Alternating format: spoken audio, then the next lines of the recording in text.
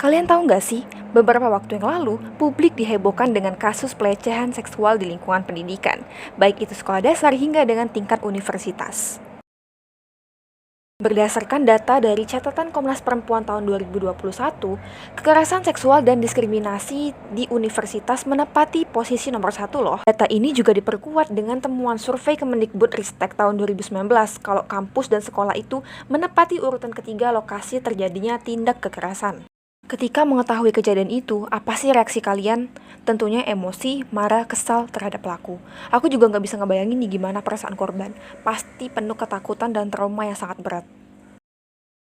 Kok bisa ya, orang-orang yang berpendidikan tinggi, ilmu agamanya mumpuni dan memiliki jabatan tinggi seperti itu, malah tingkah lakunya nauzubillah. Kalau tingkah lakunya gitu, apa nggak kayak sekolah dan universitas yang seharusnya menjadi tempat menuntut ilmu malah dimanfaatkan oknum tertentu untuk melakukan tindak asusila. Oknum dosen ini memanfaatkan relasi kuasanya sebagai pembimbing skripsi dan pembimbing penelitian untuk melakukan pelecehan seksual. Yang lebih mirisnya lagi, modus kekerasan di lingkungan pesantren yang membawa dalih-dalih agama. Itu orang bukan manusia, itu kodok kurap.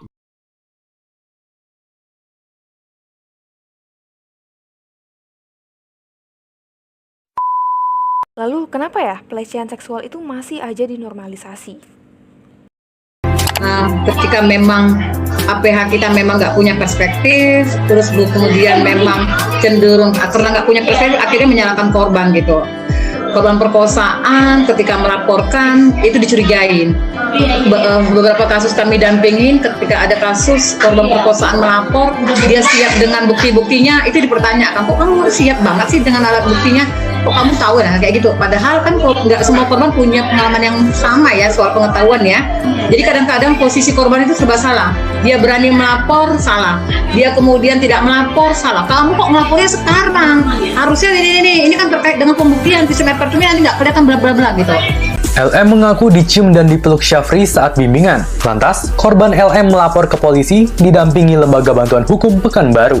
Polisi lalu menetapkan dosen tersebut sebagai tersangka. Namun Syafri membantah tudingan itu dan melaporkan balik LM ke Polda Riau pakai UU ITE terkait pencemaran nama baik. Ia juga menuntut korban 10 miliar rupiah. Di Kejaksaan, jaksa mendakwa Syafri Harto dengan pasal 289 KUHP tentang pencabulan 3. Yang ketiga, kurangnya edukasi menyeluruh nih tentang sexual behavior dan sexual violence. Kenapa?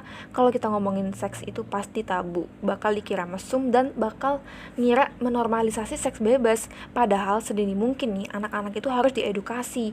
Bisa aja mereka nggak tahu kalau yang mereka alami itu merupakan tindakan pelecehan. Terus gimana dong cara mencegah dan mengatasi hal tersebut? Pendidikan moral dan karakter itu wajib banget ditekankan di setiap sekolah. Sebisa mungkin, sedini mungkin itu wajib. Kebanyakan korban itu bingung dan tidak mengetahui bagaimana caranya melapor. Makanya di dalam suatu lingkungan pendidikan itu wajib banget adanya sistem mekanisme yang bisa mencegah, menangani, dan pemulihan untuk korban. Dari segi hukum, Permendikbudristek nomor 30 menjadi pelindung yang memberi rasa aman bagi para mahasiswa. Dan semoga saja RUU PKS juga segera disahkan.